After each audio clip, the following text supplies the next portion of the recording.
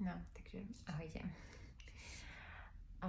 Je to také pre mňa trošku ťažšie hovoriť, lebo nie som už zvyknutá takto hovoriť na kameru. Zároveň sa ospravedlňujem, že hovorím potichu, ale mám otvorené dvere a chcem, aby som vypočula, keďže sa náhodou zobudí.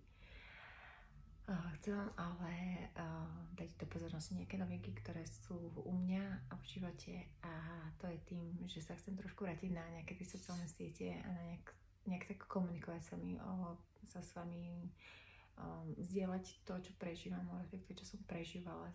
Viete o tom, že som robila liveka dostatočne veľa, keď bol COVID, a to boli možno nejaké 4 roky dozadu, takže odtedy som sa nejako zmlkla.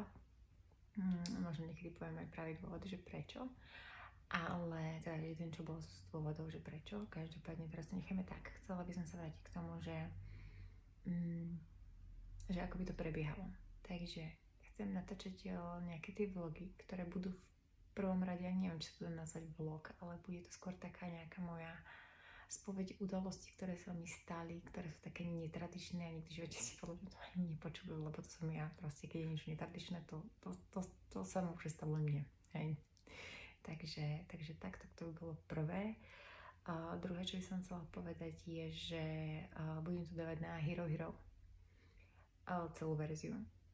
Bude na YouTube free verzia, ktorá bude cca polovičná, a trailery budem dávať na Instagram.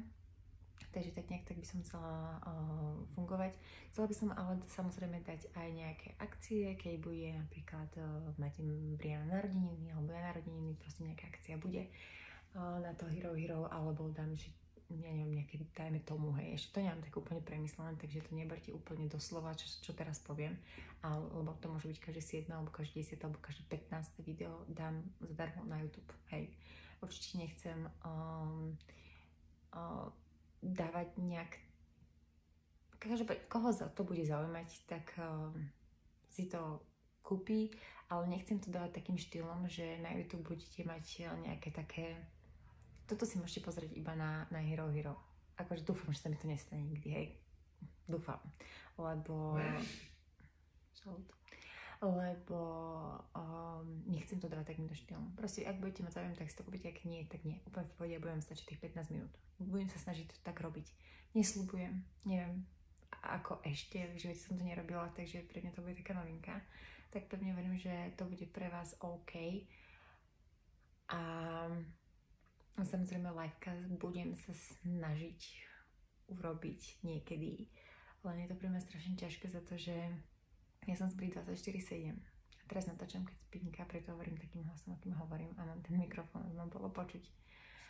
Ale ja fakt, keď som s ňou, tak ja proste cez celý deň jednoducho, ja mám dosť zaťažko aj niekedy uvariť, lebo ona chce, aby som išla tam, aby som sa s ňou hrala tam, čo je úplne v poriadku, lebo on nemá taký ten attention, ktorý by potrebovala, čo sú napríklad kamarádi, ako keby, že sme na Slovensku, tak mám tam 1500 kamarátiek, ktoré majú deti, a mala by už od detstva takto kamarátky, bohužiaľ to tak nefunguje, preto by som chcela ísť sa vrátiť na nejakú dobu na Slovensko, to vám tam takto úprimne hovorím, a tak zapamätajte si to na túto vetu.